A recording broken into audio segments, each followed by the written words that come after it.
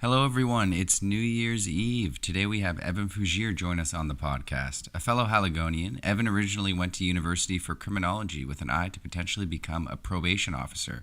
However, while working at the liquor store to pay off his debt, Evan realized there was a need for a beer expert. He decided to pursue the idea of becoming a Cicerone and is already teaching beer classes to industry people and hobbyists on the side. The future looks bright for Evan. He has a few potential projects in the works, and we can't wait to see what 2019 holds for him. Sit back, relax, and take this one in before all the festivities tonight. I was the same old me, with the same old blues. I was the same old me, with the same old blues. I was the same old. We'll get started here. So, once again, welcome back. It's another episode of Brand New View. I'm here with my co-host, Ben Brammer. How you doing, Ben? Good evening, everyone. How are we? We're here with Evan Fougere tonight. How you doing, Evan? Great. Good to see you. Great to have you. I love the stash. Is that from November? No. Oh, my God. A customer came into my work, which is a liquor store for people listening, and was just like, out of the blue, man, you must be like pumped for the month to end. And I was just like, what for? And he's just like, so you can get the mustache off your face. And I was like, actually, this is a year-round thing. And he felt so bad.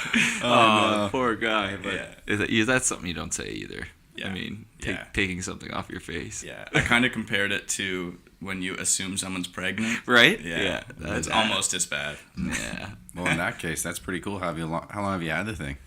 Since last November. I just kind of kept it after November last year. Oh, so it was, okay. Yeah. It Originally initially November, started, and now- and it took 3 months for it to look anything decent.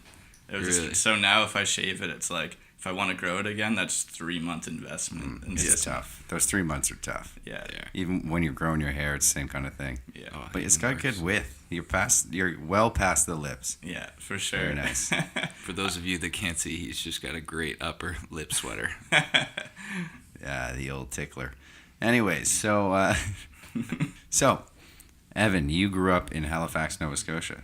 yeah, Fairview. Fairview's Great finest. community of Fairview. Yes. Very nice. I grew up in the West End, not too far away from there. St. Agnes and Fairview Junior High were We definitely played in Rivals, basketball. Yeah. definitely the pride against the Gators. Yeah. There it is. What Very year were you nice. born? 92. 92, 92, baby. okay. Yeah. You're not. Yeah, okay. You're close to us 26. in age. Nice. I'm 28. He's 29. So Right on. I turned 27 in like 2 months. nice.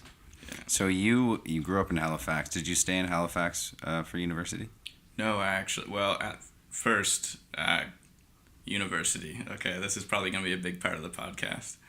When I was in grade 12, Ooh, it I was like the that. first We're time, going back before. Yeah, the first time I even thought of university was like midway through grade 12 when I finally started hearing my friends being like, oh, I got accepted into like St. FX, Acadia, SMU. I was like, oh, maybe I should start applying. And no one in my family went to university. That's why like in grade 12 I had no clue I had to apply because like no one was telling me these things. Yeah, it was not the norm. So I wasn't even really thinking about that stuff. My family worked like warehouse jobs and stuff, so I wasn't really thinking about school. I always did well in school, but I didn't know what I was going to do. So I went with the majority and took commerce at SMU for my first year. Okay. Mm-hmm. After one semester, though, I knew it wasn't for me. And then I dropped out of there and applied to UNB for like a pre-law kind of criminology psychology degree. Not knowing what I wanted, but like figured that's what I was more interested You in. had some interest. Where did that come from? We all kind of have a general interest in that kind of thing. Yeah. But One of my more old than that, football or- coaches Sure. was my Law 12 coach. Okay. And so I really enjoyed that class, like, because I knew him, he taught it well, and then figured that could be something that I could pursue. Sweet. Okay. Yeah, so I went to Fredericton for that. You and Beach. Fredericton. Yeah, Freddie Beach. Yeah. Beaches in Fredericton. No beaches. We've talked to it. We had a. Yeah, we've had this one on the pod. Oh, really? Yeah. Fredericton. We've Killing been it. doing far too many callbacks, but it just Callbacks. happens. John Mann, our first guest, he's from Fredericton, and we told the origin story. Well, the apparent origin story Right? Who of knows? why they call it Freddie Beach. Who knows?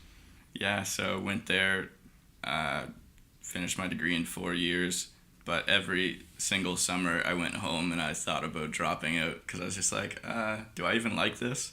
And then it just kind of felt like the sunken cost effect. Like, oh, I've already put Right. like Yeah. $10,000 into this. Like, I might as well finish it. Compounds. Yeah. Finally finished it in 2015. Took a random manager job at Lids just to like pay my rent. Yeah. Didn't like that either. Shout out to Lids, they make our hats. Yeah, they do Yeah. make our hats. Oh, Great sick. lids. Yeah, so did that, and then came the 9 months of unemployment that kind of catapulted me into out of feeling like I needed to use my degree and then onto something else. That 9 months, were you trying to apply your degree in some way? You were Yeah. just not having any luck, eh? It was 9 months of like going to the library, writing cover letter after cover letter, scrolling through Indeed, Kijiji, everything, having like emails sent to me anytime anything popped up for like justice or it was crazy. Tailored it all toward what you wanted to do, essentially. Exactly. I wanted to spend it was my plan. I was like, I'm getting a job in my field because like going through university, I had mostly engineer friends. And there's like arts degrees. Same. What's that? Like, are you going to flip burgers kind of thing? And I wanted to like prove like, oh no, I can get a job with this degree. And my parents, like, they expected me to use my degree. Like, that was a lot of money we spent. So They helped that was out? a lot of pressure. They helped me out a little bit. I still had student loans, but Right. and worked like 3 jobs during university, but they helped really? me out when I needed it. Yeah. Where'd you work during university? I worked for the liquor store, actually. Full circle. Just like kind of part-time, casual. And then I ran the intramural leagues for flag football for the university. Sweet. And then I reffed on top of that. Okay, so heavily involved in some sports and some booze. Yeah. Sounds like sports, university. Yeah. Good stuff. Yeah. Easy Yeah. way to make cash. Absolutely. Okay, right on. Who knew that was going to be my life now? Right? Making money off fantasy football and beer. Yeah.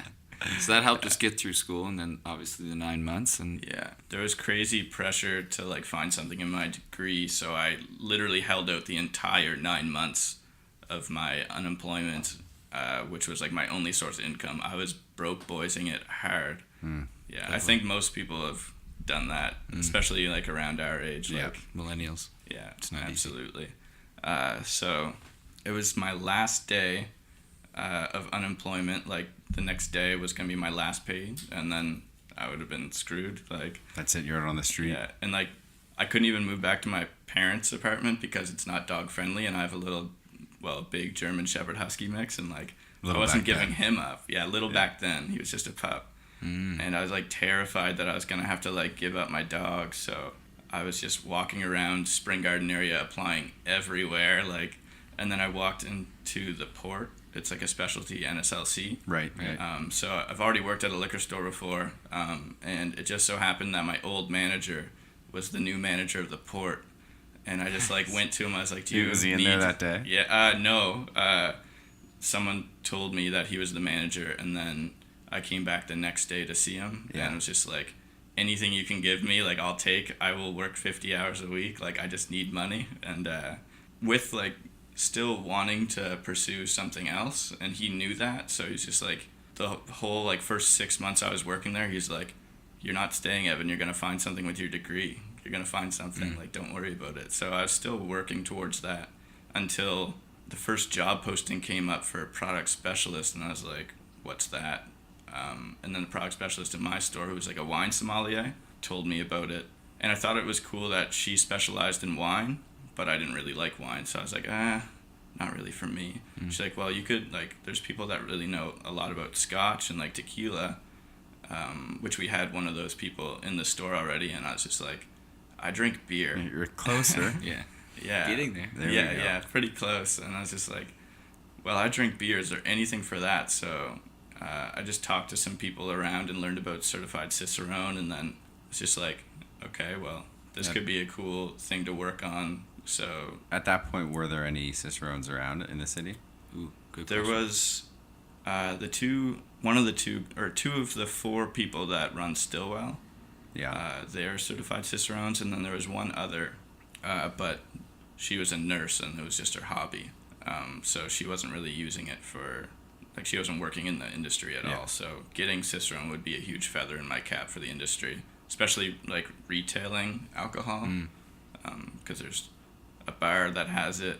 There's a nurse that has it, but no one in the like NSLC or Bishop Cellar at the time had it. So I thought like if I pursue this, I could be one of the only ones to have it. Yeah. There's an opportunity there, yeah. All of a sudden you found yourself a niche. Yeah, it was weird. And like I just snapped right to it. Like within a month I got the first level of Cicerone and was like spending like $200 on like 6 books of beer or like books on beer and just like really dove in. And the fire was started. Yeah, That's awesome. And then just studied in any chance I got. Like my girlfriend hated that year. Really? Because I was like, I'd work all day, come home, read for like 2 hours on beer, and then like you get a thirst for it when you're talking about it or reading about it. So then you like try and like practice tasting, and then like everything I'm talking about is beer. We're going to the grocery store and I'm like scratching fruits and smelling them to kind of like up my nose. Nose dictionary. It's just I understand. You're just consumed by the whole thing. Yeah, Just engulfed. absolutely. Yeah, I bought her a nice dinner after I passed Cicerone. I was like, this is like you won't have to deal with it anymore. And then, that was a And she lie. was like, it's gonna be more than one. That was dinner. just the tipping point. Yeah, I didn't realize it was gonna like completely take over. Yeah. That's amazing. So, how long have you two been together?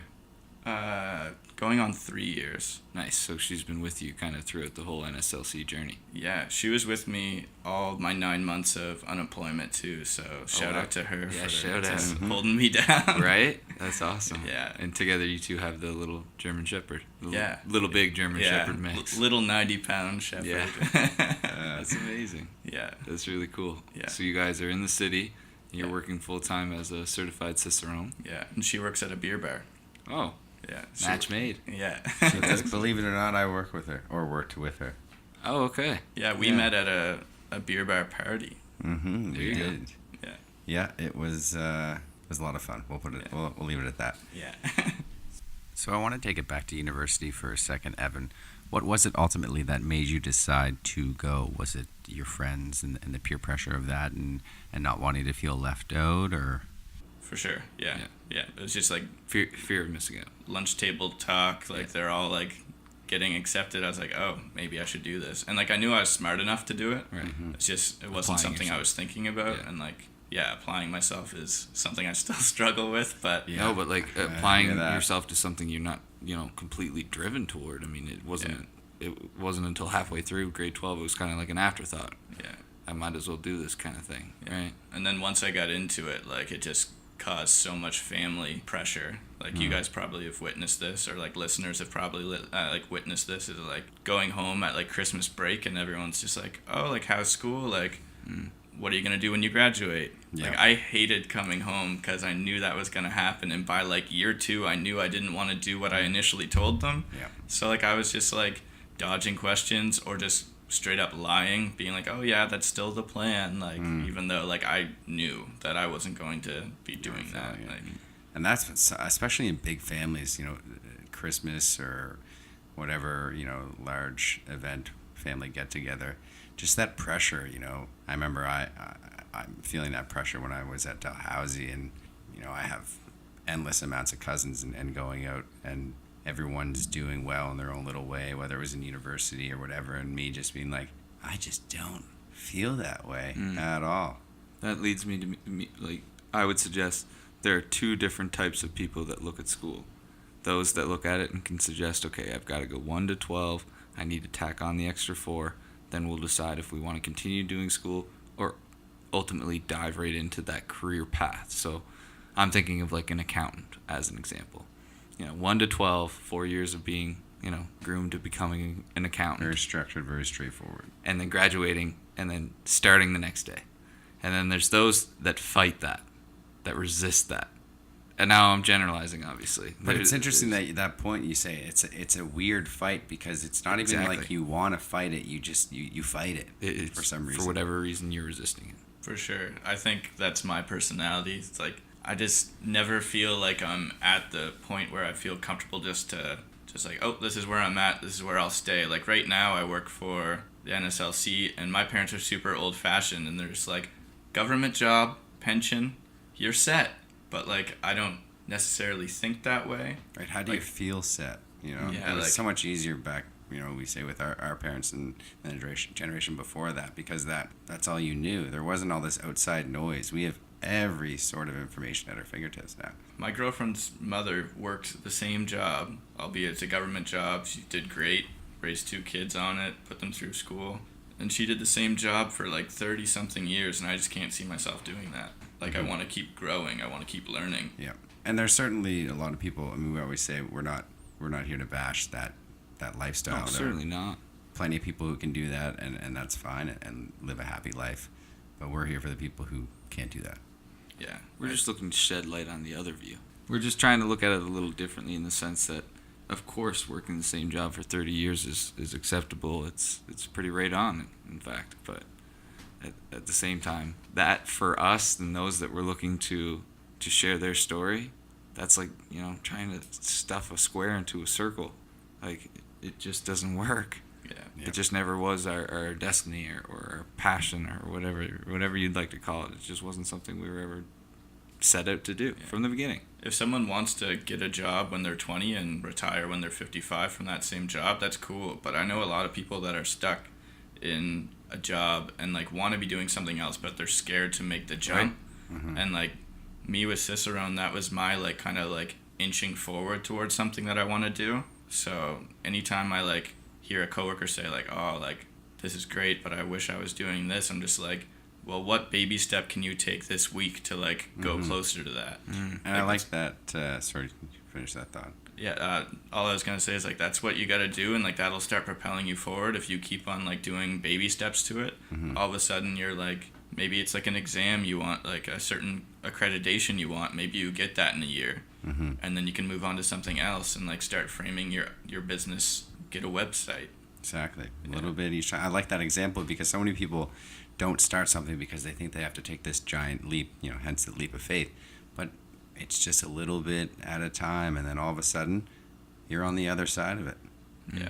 It's easier when you're like 21 to do this, so if there's like younger people listening, like do what you want right now, like start now, because like once you're in a 40-hour-a-week job, like I was working 46 hours at the port and then going home and studying. Like my only day off was at the library studying, and it was much harder. But like if I would have realized this while I was in school and realized I could just like drop out of school and just start, like I could have been 22 with this accreditation and then moving towards a career even earlier. Yeah, and that's the same thing. I had such a rigid view with when I started at Dalhousie. There was no other options. It was go, get your education, which was, I took psychology as well. So it was see what happens after that. Science doesn't close any doors kind of thing. But it never felt right. And it was weird because it was like, oh, well, that's just the way it goes. It's university. It's tough. You struggle. You work hard and you do well. But it was like, yeah, but this should be somewhat okay, right? I should feel somewhat motivated to do this because it's for me and it's helping me. But I couldn't find that. And then it's like, that's because that's not the only option out there. Yeah, I love that point of like didn't feel right, because I never felt comfortable in a university classroom ever. I always felt like yet you're paying very large amounts. Yeah. Of money. I was paying like $700 like per class, probably more, and just like never felt like I was actually supposed to be there. Like all these people around me, I just thought they were smarter than me. I thought they were like they deserved to be there. I felt like the odd duck. It's kind of like that You music weren't alone. video. Yeah. You mentioned it. I'll just interrupt you quickly. Yeah, You go mentioned, for it. science doesn't close any doors. That analogy, I added to it whenever I was in university. Business doesn't close any doors. Not taking anything away from business. Business doesn't close any doors, and I would always finish it in my head. But I just want to jump out the window. Yeah. Like I just want to get so far away from this. It's like I couldn't. I could never feel settled. I don't know what it was. Yeah, and talking about back to your point of not feeling, it didn't feel right. Like none of it, the university experience for me, and I just felt like I don't know what that music video is, but where the guy or girl I can't remember is walking, and everyone and everything else is just zooming past. Right. And it's just a blur, and it's raining or whatever, and like that was a perfect metaphor for how I felt for a lot of my time at Dow, unfortunately. Yeah. And it's not that university is bad, it just wasn't for us. Yeah, exactly. Totally fair. Yeah. I think university was great to like meet people network, like build friendships, but like for me it just wasn't it wasn't my calling. I'm only chuckling because I think back. I'm gonna shout out my dad for once. He made a quick remark on the golf course to this point, where I would always say, school was whatever, it wasn't for me. And he was quiet, and he responded, "Well, fuck, you spent an awful long time there." Like, I think I went for like 6.5 years, probably over the stretch of it. I never took a full semester, but was there for a long time. Yeah. Just trying to sort it out. All of what, 8 9 years to get a university undergrad. We went on the Van Wilder loop. Yeah. That's The for tour. sure. I did 5. Yeah, that was a 5, victory lap. You guys. I must worked have. quite a bit. Oh, we fucked around. I was on and off, and Yeah. We'll edit that in. It was a marathon with Yeah. multiple stops in between. I got something, though.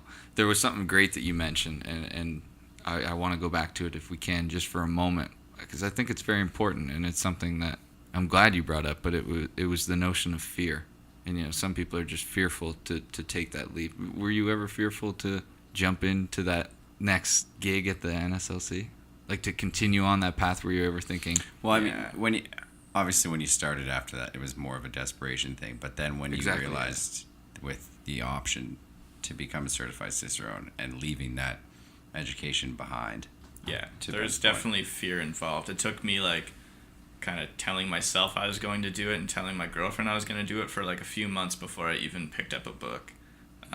It was like a plan, but I've also had plans in the past that didn't pan out, so Right. I was kind of nervous to like tell people like, oh yeah, I'm studying beer, because that brings up a million questions because people are genuinely interested.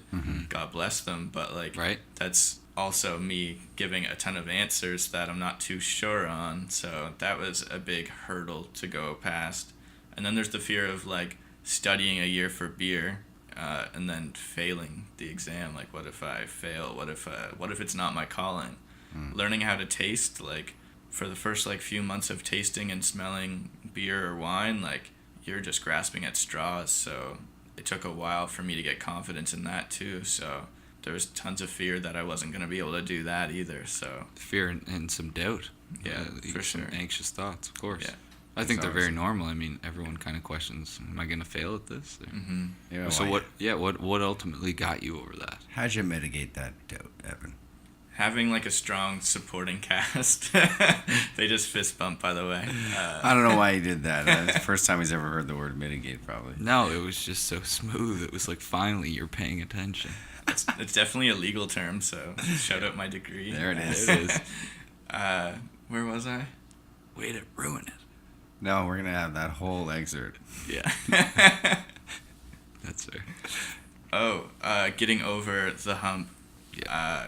Having a strong supporting cast and people like Big time, yeah. kind of helping me and like being like genuinely interested. Like one of my best friends, Taylor, would like go to like a beer garden and like buy a beer for me to like test out and like let me look at the tap list and like tell him what beer it is just by smelling it and tasting it. And he would get hype on it that I like could do it. Yeah. So That's that great. would like kind of show Encourage me you. that I could do it Yeah. and like become a professional at it. And then of course my girlfriend would like go and pick up beers and blind pour them for me all the time and like get excited about it. My parents still don't know what the heck I'm talking about with beer, so but they're supportive. Are they beer drinkers? My dad is starting to try and get into craft beer, but he's mostly just like European lager stuff like Stella and whatnot. And my mother is a diabetic and doesn't drink beer, so but Fair yeah, enough. just like support from others and like starting to see success is kind of what like got me over the hump. But sometimes you just gotta like keep trying through failure until you like reach that one success. Yeah. And once you get that, like It's you just kind get of like, yeah. you get a taste for it and just It's like that go. one sweet golf swing Persevere, on the yeah. golf course. Persevere until you hit a good Yeah. one, and then just keep letting it snowball. Yeah, absolutely. You have to allow yourself to accept that success, you know? Like, Yeah. it's all, at first, when you start getting the success, you're almost like, oh, do I deserve this? That's true. You do Yeah. have to be receptive to the You do have success. to be very receptive. You have to be working hard toward it ultimately, and then embracing it. Because I think that's when doubt can kind of come into it again. Is when Exactly. you have that success. You're like, why me? Why do I deserve this? You know? Yeah, something I wrote down like 2 years ago that I like try and like tell myself, not every day, but like when I'm starting to like feel up on myself, is just to try and be teachable every day. Like if I can be teachable every day, then like I'm gonna learn more and I'm gonna be a stronger person for it. So Allow yourself to be teachable. yeah. Right? I like it. Yeah. I love it. Ooh, I think. Oh, I I know know. an episode title brewing. That, you had to ruin it by dubbing That's a it. terrible. You don't beer like puns. I like Oh. it. I love puns, and I'm very guilty of them all the time. Yeah. Terrible. Yeah, we are. Most of our episode title ideas have been punny. Yeah. It's bad. I gotta get That's how I live 93% of my life. In puns and jokes. Yeah, absolutely. Dad jokes. Oh, I'm big yeah. puns. Big puns. If my girlfriend was here, she'd just be like, "Cut this off now, because I'm just gonna go on a tear." That's awesome. We've unleashed the beast. I get it from my father. Same. Yeah. Yeah. He's very, very punny. At the dinner table, if I bring any friends over, girlfriends over, like from the beginning to the end of the night, like he doesn't even talk about anything that's real. He just brings up like really terrible jokes, and we'll force them into conversations. Like we'll be talking about something completely different, and he'll just bring up like a squirrel joke that like was completely left field, and yeah. That's hilarious. Uh, My old man looks for a pun in everything we say. Yeah. He'll just look to stir the pot at Yeah. every turn. Always. I really like that though. Actually, I thought we were heading in a nice direction with the teachable. Like, what encouraged you to think that way? What was it in you that suggested this has to happen in order for Evan to be successful?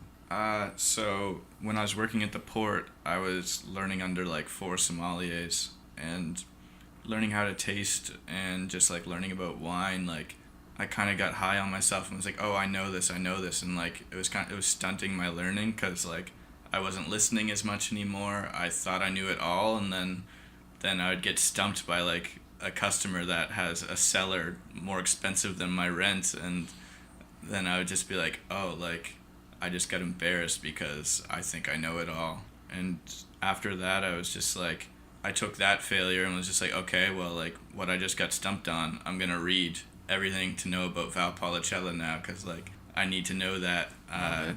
And I started doing that, so anytime I didn't know anything, just straight to like Wine Folly or anywhere to learn about wine. And then I just started adopting that for like everyday things. Like if I screwed up like an operations thing at work, like I'd apologize and like make sure I did it right the next 5 times. Just like being a better listener to Yeah, it's not being difficult, being open to suggestion and Learning it all from your ties failure is where it probably all started, right? yeah, A for lot sure. of what you've done is fueled by not being able to maybe get it right the first go around, yeah. and ultimately trying to apply what you've recently learned, which is And what we're that's- all trying to do. It's just we all end up at different rates, it seems. Yeah, and that's been a common theme among a lot of our guests is seeing the teachable or the learning moments in sometimes the negative events that can happen or jobs or careers. But recognizing them, I mean, Yeah. how amazing is it, even knowing that now, that you were able to apply that to your job and ultimately, move up that scale, but then translate it into the rest of your life. And Yeah. that's great. It's crazy. Yeah. It's weird. Sometimes I get stuck in like ruts, small ruts that like I'm just like I feel like I'm not making progress, even though like probably sound weird because it was only like a year ago I wasn't really heavy into beer, and here I am now. But I guess that was my point. Just like looking back a year and seeing your progress whenever you feel like you're in a rut was like a huge thing for me, because like looking back a year to see where you've grown is huge. Looking back 3 years, I was unemployed, so that's huge too. So you just kind of like anytime I'm feeling like stuck in a rut, I just make sure to kind of like look back and like see my growth, Yeah. and like It's important then to I can reflect. then you can kind of envision where you're heading. You're better. very aware. Yeah. Aware of where I you've like been. that. And then If you know where you've been, yeah. you know where you're going. If anything, my dog and beer has taught me, it's mindfulness. Ooh. Yeah, like just like my dog, when I'm elaborate on walking that him, like I would be just like walking him and just like waiting to go home until like then I look down at him and he's looking all around, smelling everything, just like taking it all in and just like enjoying that moment. And he taught me so much about just like appreciating everything around you and like learning from everything around you. And so I tried to put that into my life. And then with beer, Did you apply that with your dog walks? Did they all of a sudden start to become more open? 100%, yeah. You start to enjoy it a hell of a lot more. You're not rushing for the door. Yeah, That's absolutely. amazing. Yeah, that's a good way to be. And that kind of, if I may, leads into why you didn't want to lose the dog. He taught you a lot. Oh, for sure. More than just a buddy. Best purchase ever. Like, Yeah. 100%. Dogs are amazing. And beer taught you mindfulness as well. Yeah, beer taught me mindfulness. As I like mentioned before, it's like I was starting to like smell like fruit and spices and stuff at like the local source on Agricola. Shout out local source for not treating me weird because I wasn't buying anything and I was smelling your shit. Now they know who you were. I just exposed myself. You're not alone. So yeah, just like mindfulness of like smells and like flavors. Like I was never much of a cook, still am not much of a cook, but I appreciate food a ton. Like I was the pickiest eater ever when I was younger. Like my parents used to have to like force me to like stay at the table for like 2 hours to finish my supper because I just wasn't going to, and I never ended up finishing my supper anyway, so that was a waste of time for both of us. Anyways, I went from being like the pickiest eater to like being like a total nerd about food and food pairing. Like beer taught me how to appreciate meals more because I was smelling the ingredients of beer and like picking out like 15 different characteristics of it and like applying that to food made me like, maybe I will try mushrooms if it's this good with like beer de garde from France. Like maybe I should. So that pushed me to like be more mindful of what I was eating, just smells in the air, just everything. Yeah. So the complete opposite of school, those two things in your life just opened your doors. Yeah, beer and dogs. I find that really interesting because, I mean, nowadays especially in North America, it's such a fast-paced lifestyle where we're all competing against one another, and we really, I mean, once again, cliche, stop and smell the roses, but we really don't do that anymore. We're trying to change our attitudes. For those listening, Mark and I are very much going through this ourselves. A lot of what Evan has said and a lot of what our previous guests have said. We're certainly looking to change our view on things, much like Evan did on his walk with a dog, or smelling beer and pairing it with mushrooms for the first time. We're looking to change the view of how we approach things and react to things. And you can apply it over all Yeah. aspects of your life, Exactly. which is that We're I certainly find not really social cool. psychologists. No, once again, we like to preface that. Yeah, all of our episodes with no medical background. Should we have an MD on every month to just tell us we're Fact check us? idiots? Yeah, just to put us in check. You should pay someone just to fact check. But listen to your podcast and just like Fact that'd be check. amazing. We'll have a fact check page Fact on our website. check-o-meter. But check-o-meter. mindfulness like that, it does improve your life. Like even if it wasn't helping me with my career, like it also helped me with my mental health. Like just student loans and everything can get on you and like feel heavy and stress you out and feel like you need to like do things quicker, but you just gotta kind of take your time and enjoy every day and just kind of take some moments to yourself. And I think to your point of taking in the moment and just being there and not having any outside noise really speaks to people getting stressed about overthinking or having something they need to do later and it's all they're focused on and they're not seeing anything else. I think if you are able to block that out for a bit and say go for a run and focus on just that run, then in turn that actually helps you solve whatever issue that was. I don't know how that works, but when you kind of shut your brain down from that problem for a little bit, it gives you a break and an opportunity to address it from potentially a different viewpoint kind of thing, seeing it a different way. absolutely, I agree. So another point that I'd like to touch on once again is just being okay with success. And I think that kind of lends itself into what we're speaking about now, where you have to recognize it early, but you have to be okay with it. And although it may be scary, of course, that was the feeling I was having. It was scary. I don't deserve this sort of deal. But I got back and I thought, okay, you were successful in that. Time to trust it. So I was able to trust it, and then I applied it that way each time. and I think I was able to get there sooner, and I am able to get there sooner. Mark and I talk about this all the time, but generally tends to work out. And it wasn't until I started recognizing that sooner and realizing it a lot sooner that it's going to work out. Trust that it will. I have a very busy schedule throughout the run of a week, and I find I have more successful weeks when I'm able to focus on one thing at a time, as opposed to, dreading the 15 things ahead of me. And that goes hand in hand with being mindful. Just be as present as you can be. But how do you do that, right? Yeah, you need structure too. You can't just be going on mindful walks all the time. Here we go. I'm just going to be open. You gotta find a way to be mindful. Find a way that works for you. Yeah. Mindful but productive. Yeah, absolutely.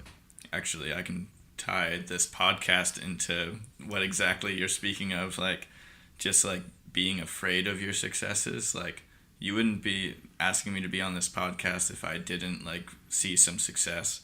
But I was terrified to come on here because like public speaking isn't like a strength, but like I was just like I was in my head about it, but then I was thinking like, well, like I'm teaching a class in a few days, like this would be great practice.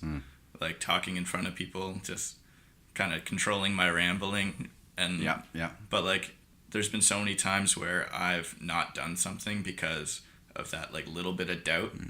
But like this has turned out okay. It's a pretty good podcast. Yeah, we're having a good time. I'm sure my class is gonna go okay. Like just play them the podcast and leave. Yeah.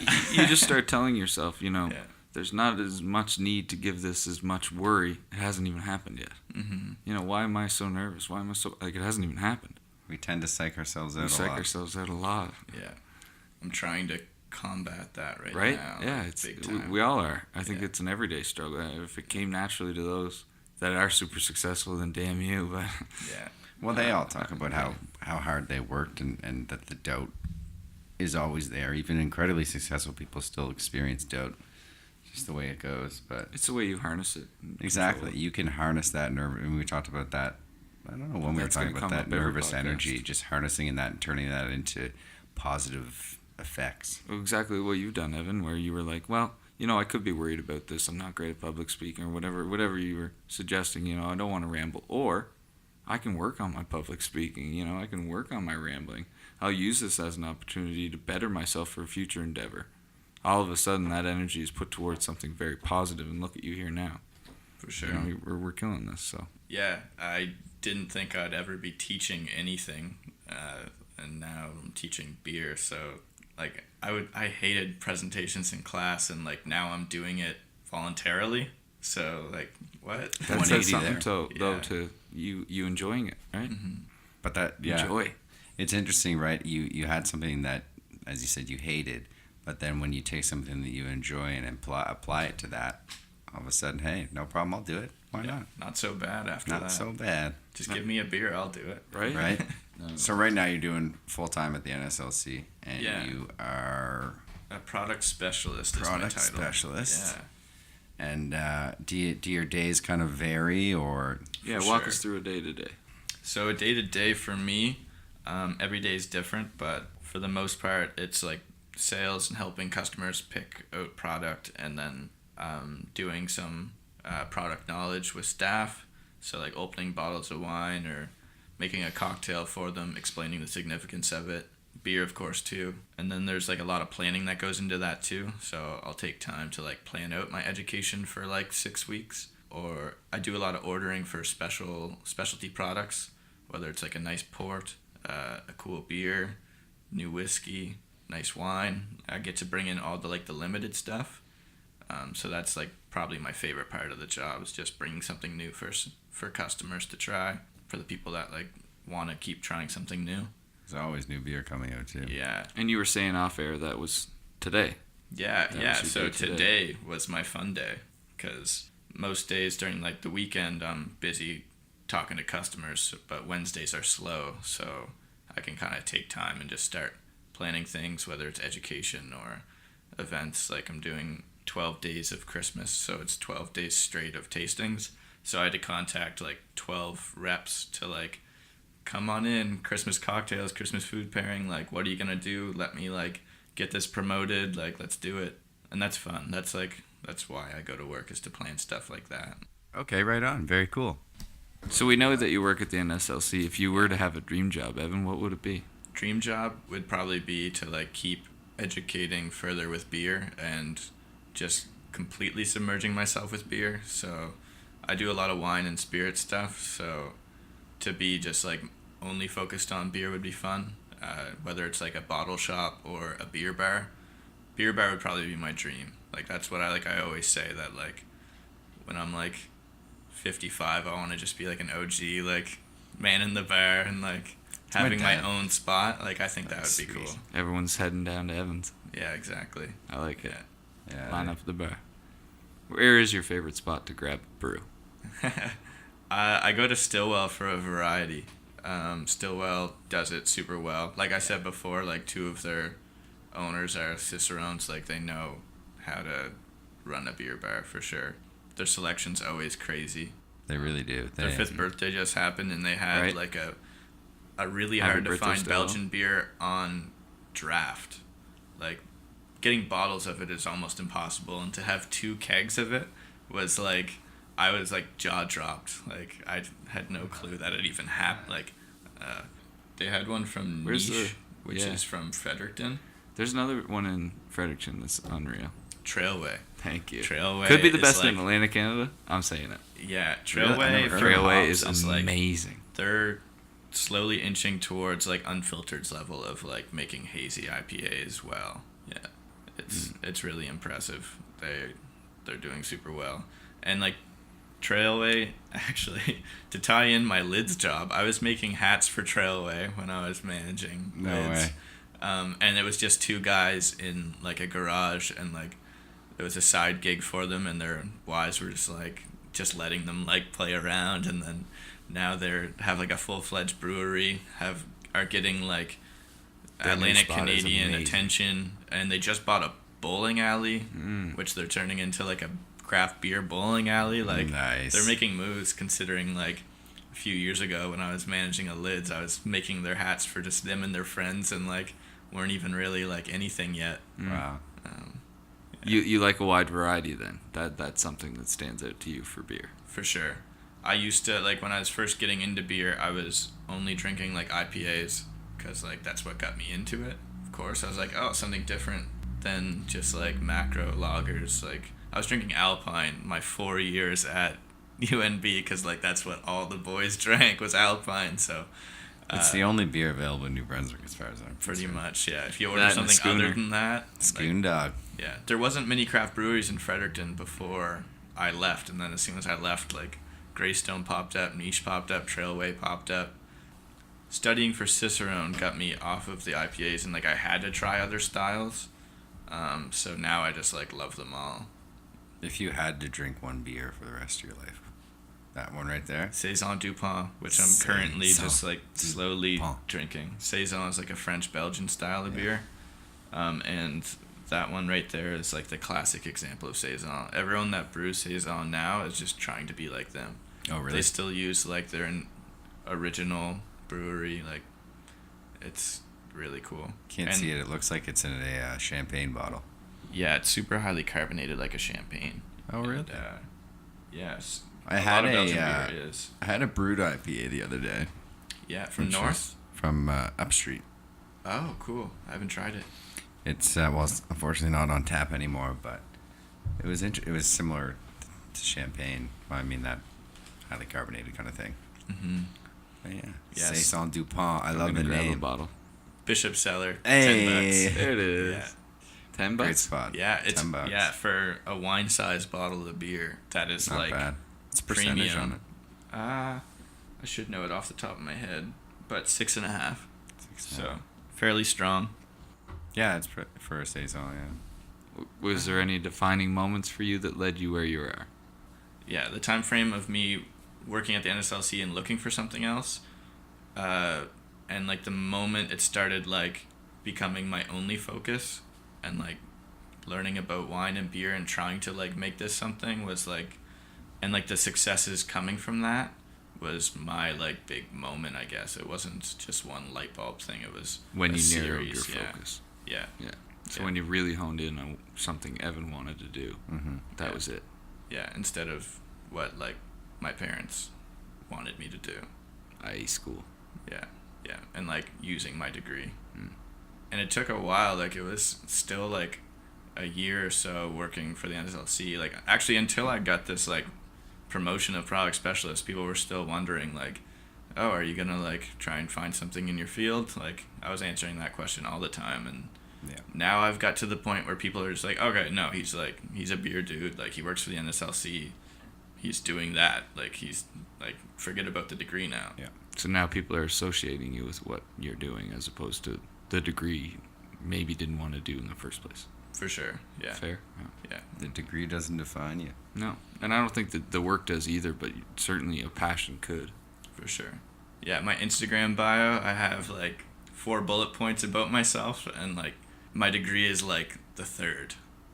And the 4th is location. So really like the degree is like pretty low down. Like it's dog dad, certified Cicerone, product specialist. Like those 3 are what I want to be defined by, not my degree that I don't even use. Sure, it's in my back pocket to like show like, cool, you had critical thinking skills and could put in assignments on time, but it's not something that like I'm gonna. But I think what's great, you have a clear vision of where you're headed now. I mean, you didn't have to tell us what those top 2 things were. We knew what it was in your bio. Yeah. Without us, I mean, it was obviously Bentley, your boy, and then Cicerone, of course. Yeah, for sure. And I was a guy that like never knew what the hell I was gonna do in school. Like from grade 12, not knowing what I was gonna like apply for university, to like graduating and not knowing what I was gonna do from there. Like I've never been a guy that like felt like I had like a path, and it was hard for me because I saw other people that were friends of mine like finding their niche right away and like kind of latch on early. Yeah. And I was like, am I ever gonna find that? And I didn't know if it was even real that like people found things like that, and like maybe they were just faking it. But like I can say that like you can find it, and if you find it, like work to make it happen instead of being miserable what you're doing now. Like hold on to it, chase it. Yeah, I love that. As soon as you get a chance, latch on and go for it. For sure. I mean, I who think knows? that's a good message. Yeah, right? Absolutely. Yeah. Until I fully focused on it, like it was just like a thing that I was working on. But like once I focused on it, like it all kind of made sense, and working wasn't hard. Like, Exactly. Yeah. And it's so important. I mean, I say this now, but it's so easy to get discouraged. But, you know, I spent the better half of the last decade trying to do things that didn't feel right or feel natural. But I still maintain that attitude of you're eventually going to find something. Obviously, there were some days where worse than others where it was like, I'm never going to find anything. But there was still always that smidge of hope, however small it was. And then all of a sudden, you know, I landed on this. Who knows what this could turn into? But it's that passion that I was looking for 10 years, seeing people have it and wondering if, like you said, is it a real thing? And it certainly is. Well, look at this as an example for you, and not to take anything away from you, Evan, but for you, Mark, starting this podcast, whether it's a success or a failure, it's a big win for you as an individual. I mean, for the first time in a decade, you had a fire started that you wanted to see take off. Yeah, absolutely. It was a weird feeling to, after all those years, have something, because, you know, I grew up, I played sports, and I loved the friendships I had. That's where most of my emphasis was growing up. But then to finally have something outside of that I truly wanted to, you know, have in my life, and for it to mean something was a really cool thing to happen. It's interesting that you like focused on friendships there, because like now this is really just like meeting people and like making friends and like making conversation. And that was one of the things that I had to kind of become aware of. I was looking back, and I wasn't necessarily interested in any particular subject. It was the relationships with my friends that I would go back to school every day to see. I mean, that's what I looked forward to. So then, I mean, the past year, kind of taking a step back and thinking, well, what can you do with that? You've always taken an interest in other people. How can you apply that instead of trying to force something else? So you took a lot of the skills that you currently have and applied them to something that is now accessible for anyone. I mean, 10 years ago, 20 years ago, were there podcasts? Probably not. It was still radio and something like that. And now there's so many different forms to express yourself, where it is okay to just be a social guy. I mean, there's nothing wrong with trying to understand the social metrics, at high school as opposed to, the math question on the board.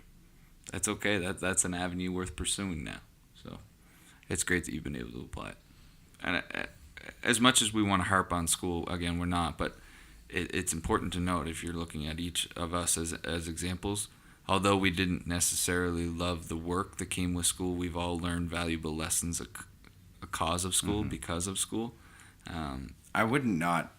I'd still go and get my university degree. Oh, 100%. The lessons Even I though- learned throughout, I'll never be able to repay those. And I mean, Yeah, the life lessons you learn Oh. experiencing Yeah. what is a degree is... I didn't want to give it up. Right. That's why I kept going back. I Yeah. was learning too much, too much many life fun. lessons. Yeah. Yeah. Too many. No. Where were you in sustainability? I was, yes. My first year was at UPEI, where I took business my first semester and then 4 random classes the second. That was per an academic advisor's advice. But I wound up in a sustainability class, SUS 101, I think, or SUS 1000. And for the first time, everything started to click. And I know that sounds weird, but for the first time in school, I was like excited. So that was like a clicking point. I was engaged, sitting at the front, again, a clicking point. Homework wasn't homework. I would sit after class and finish it right away. I was just so excited about learning it. And I think it was because it was new and it was current, very applicable. Sustainability seemed to get me by. And it That's worked my out. major, yeah. But yeah, once again, I think the process of learning is so important, not necessarily the subject. So yeah, I'm glad I got the university degree. You learn so much about social circles and how to... I didn't necessarily felt like university was ever right for me, but in hindsight, I'm glad I have the degree because it can't ever hurt you. Good point. For me, like, the degree took a backseat to, like, moving away from home for, like, learning things. Moving away from home to do that degree, like, taught me how to manage my money better. I'm still not perfect. Just, like, kind of putting myself out there, not knowing anybody, like, getting to know, like, a brand new set of friends and, like, navigating that kind of social life, managing time, actually getting my ass to class, which... I mean, it happened and it didn't. Yeah, all those experiences was like made my degree worth it to me. Like, even if I'm not using the like coursework these days. It was part of the journey. Yeah, that's a good way of looking at it. It's all part of the journey. It's funny. My parents, again, they used to bring me like job ads whenever they were coming over to visit, and they would always include environmental studies, like sustainability. And I'd always be like, it was just a degree. Like, I'm never going to work. Like, I'm not interested in it past that. And they would be like the looks on their faces, What? they would be so stunned. They'd be like, we worked hard on this, like, to find these. They were perfectly suited for you. I was like, well, don't take offense. Like, I'm just not interested in it. Well, what are you interested in? And I was like, people. Like, just people. Nothing past that, really. I mean, obviously I have other interests, but Yeah. that was my main thing, was trying to help people. All right.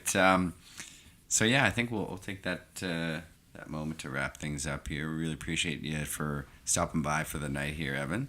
Yeah, for sure. Um, Happy to be here. You're going to have to check them out over on Wise Road. Pop in to talk beer if you want. yeah, Yeah, I'm I happy like to it. talk. he'll talk your ears right off. I will. You'll know all that you need to know about beer after Yeah. that. You'll be happier because of it. You'll definitely be happier and a bit more merrier. Were you going to say drunker? I was going to say drunker, a bit drunker. Okay, fine. All right, folks, thanks for listening. Join us tomorrow for our special New Year's Day episode. Ben, would you like to add anything else to that? I really appreciate you coming, Evan. Obviously, we very much appreciate the guest list that we have and having you a part of said list. Your story is excellent. It's very relatable, as we were mentioning. Which is so key for us. Off camera or off mic. There's a lot of folks out there that have probably gone through a similar struggle where they're maybe a little uncertain what they're going to do with their degree, and I'd be awfully curious to determine how many people graduate with their degree and end up picking a career in that same degree. Like But doing something else with it. in any case, it seems to be a big hurdle to overcome for a lot of folks. So it's definitely, it's wonderful to see that you've been able to overcome that, and then I'm glad we can provide some listeners with an example of a success it's a great story. example. For sure. Hopefully it helps one of these listeners to like maybe take one of those baby steps towards reaching where they actually want to be instead of where they're at. I like Exactly. I love it. And go. that. Maybe that's the encouragement they need, just a little bit, right? Yeah. Yeah. And go try Saison Dupont. That's $10. $6, $8, $12, $10. $10. 10, 10. 40. 40 on Did the you know you 50 were all cent. around that? Huh? Did you know you were all around that after I said $10? You were like 10, or you were like 6, 2, I 8, didn't, no. 12. I You didn't just- say it just though. screwing around. Good work. Oh my. All right, folks. That's all for Brand New View. Until I'm Ben next- Brammer. And I'm Mark Boudreau. Until next time. With the same old blues. I was the same old